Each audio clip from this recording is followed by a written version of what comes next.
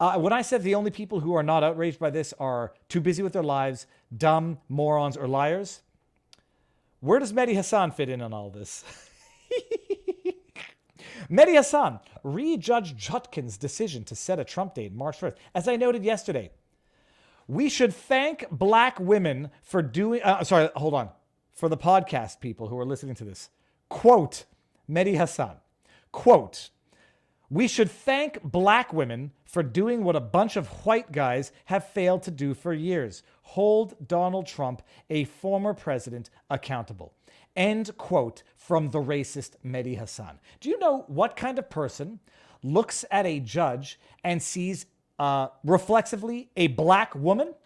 A racist and a misogynist who only looks at people as tokens of their identity and not individuals. Everything Mehdi Hasan observes in life is tinted by his racist perspective of the world. Mehdi Hasan, I don't think we're going to play the full 3.5 minutes of this. Mehdi Hasan is the racist that he accuses others of being. Donald Trump is a man with a long history of racism, one that long precedes his presidency and his... Long. It's so racist, he was given the Ellis Island Award for Brotherhood back in the late 80s, early 90s. He's a long history of racist. Oh, yes. I believe he also dated a black woman, but that just makes him even more racist because he's trying to culturally appropriate the black woman. If you don't date a black woman, you're racist. If you do date a black woman, you're racist. And he's got a long history of both being racist by omission and racist by action. Oh my God. I hope all the money is worth it, Mehdi. I hope you're making enough money to justify selling your soul, although there's not enough money on earth that a human could take to sell their soul so egregiously. His political career. He has had a problem with people of color for decades. Decades. We know he especially has a problem with black people. Of course. We know above all else that he has a real issue with black women, with strong black women. Don't take my word for it. I won't. Take Donald Trump. Yeah, let's take his word. He led a chant of send her back against Congresswoman Ilhan Omar and even spread vile and racist conspiracy theories about her personal life. What were those wild and racist conspiracy theories?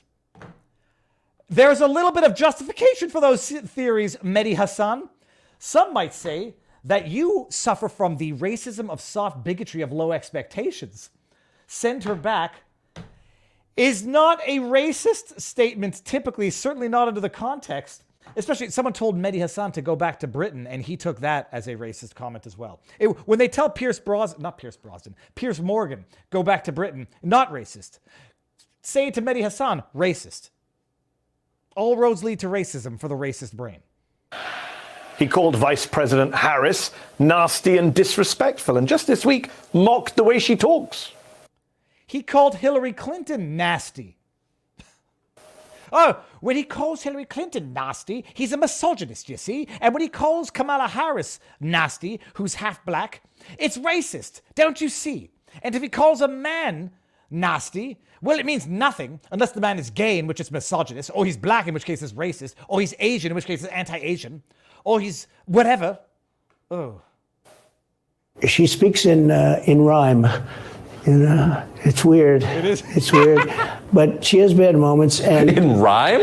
What do you... Well, the way she talks, the bus will go here and then the bus will go there because that's what buses do. And it's weird.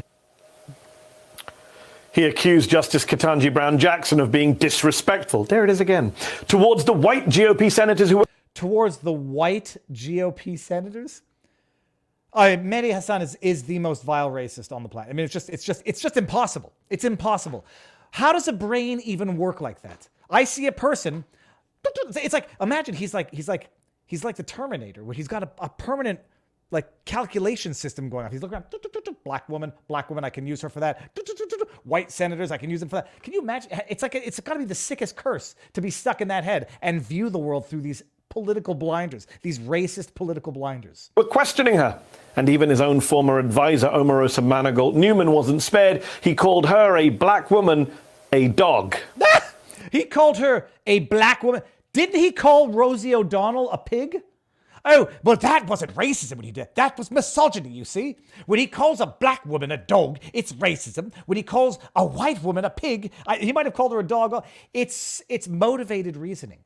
Or it's just no reasoning at all. I mean, but I could do this all day. It's just, And yes, Donald Trump insults everyone and anyone, but there is something particularly vicious and bigoted to his rhetoric around black women. Only if you look at a black woman, Mehdi Hasan, and say that they can't deal with the exact same type of attacks and critique from Trump that everyone else gets, in which case, you know what that's called? Bigotry of low expectations, Mehdi. He's not the white savior. Mehdi Hasan, he's out protecting black women because they can't do it themselves. Do we want to listen to any more of this crap? So there is a huge irony to the fact that at the center of his many legal troubles right now are 3 strong black women. 3 corrupt politicians or 3 corrupt politically motivated actors. I could not care less that they're black or that they're women. In fact, Jack Smith is neither black nor woman, equally corrupt political player. Oh my, it's quite ironic. How about the fact that you are using them for their blackness, Mehdi Hasan, to carry out acts of political treachery? Who's the racist here? You love that they're black because they can do the most politically perverse stuff, and then you can claim that any attack on them is because they're black. Who's the racist again, Mehdi? First up, Fulton County District Attorney Fani Willis, who this week became the first prosecutor to get a mugshot of Trump. Well done, Fani Willis. A mugshot of Trump on the most pathetic excuse for an indictment you can possibly imagine. An indictment in which one of the acts of illegal conduct is Donald Trump asking Raffensperger to implement whatever the, quote, correct legal remedy is, end quote, in furtherance of illegal RICO charges. Okay. Fani Willis, corrupt hack. And is now prosecuting him for 13 felony counts, including racketeering, for attempting to overturn the 2020 election results. Remember, Jack Smith and Merrick Garland didn't insist on a mugshot for Trump in the 2 federal indictments against Trump in Florida and D.C. Fani Willis did. I wonder why that is. Was it because hacks like you could then claim that any attack on her was because it's racist? Possibly. Are you using a black woman as a political tool, Mehdi Hasan? Definitely. Does that make you a racist? Absolutely. And despite Trump's very personal attacks on her and on her character, Willis made it clear that she will make her decisions based on the facts and the law. Oh, yeah. I make decisions in this office based on the facts and the law. The law is completely nonpartisan. That's how decisions are made in every case. Can you imagine, like, the level of juvenile stupidity it takes for men? She says she's only going to make decisions based on fact and law, so it must be the case. And yet when Trump says, I want to do things peacefully and patriotically, well, that's a crime. That's a dog whistle. I mean, they have no consistency in their logic. They have no consistency in reasoning. They have no ethics and they have no integrity.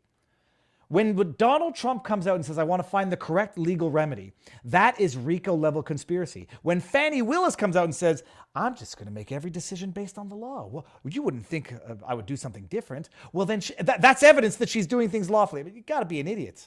And Mehdi is. Second, there's Judge Tanya Chutkan, who tomorrow is expected to set a trial date in the special counsel's election interference Those eyes. Eyes are the window to the soul, people. Case against a former president. Hold on. Is that racism? Is that racist, Mehdi? Viva Fry commented on the eyes of the judge being the window to the soul. Quite clearly a racist attack. Oh, sure, he said that, eyes are the window to the soul, 100 other times with 100 other people. But this time, it was different. Chutkan has recently been the subject of racist attacks and death threats. This month, a Texas woman was charged with threatening the judge, saying, quote, if Trump doesn't get elected in 2024, we are coming to kill you. Do you know that a woman from Canada was just arrested for sending an envelope with some toxic substance to Trump? Do you know that people get arrested for threatening Trump and for threatening Republicans as well? So who weaponizes victimhood and who downplays criminality? It's an amazing thing. No ethics, no intellectual integrity, no honesty. Thy name is MSNBC, and thy host is Mehdi Hasan. Chutkan had already earned Trump's ire back in 2021 when she rejected his bid to keep secret papers about his actions and conversations leading up to January the 6th, saying, quote, presidents are not kings, and plaintiff is not president. And third, there's New York Attorney General Letitia James, who will be the first prosecutor to take Trump to trial this year on October the 2nd in her civil fraud case against him and his company. And as James pointed out when she announced the lawsuit last September, There cannot be a different set of rules for former presidents. There cannot be different rules for different people in this country or in this state. Can you believe that there are still people out there who are so ignorant and so so lost that they watch this crap and they gobble it up? I remember being one of those people. Not necessarily with MSNBC, 60 Minutes. The production, they say it. It's got to be true.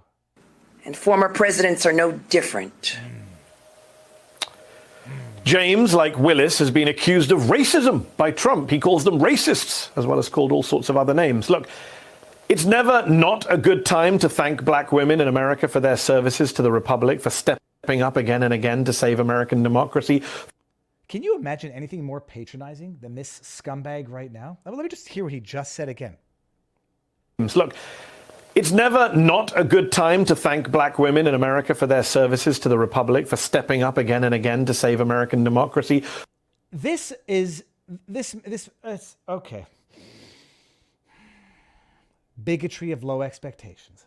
What a demeaning, condescending, arrogant, pompous. There's never not a good time. We must always thank the black women of America. And I am the white savior who's doing it, but I'm not, of course I'm not white. He got into a tiff with Jordan Peele. It's so patronizing. Okay, I'm sorry. Through their sacrifices, their strength, their activism, their votes. Patronizing. But this month in particular, we should thank black women for doing what a bunch of white guys have failed to do for years. Hold Donald Trump, hold a former president accountable for his alleged criming. And the fact that they're the ones doing it must be killing Trump. The only person who would even have that thought as a process is a racist man like Mehdi Hasan.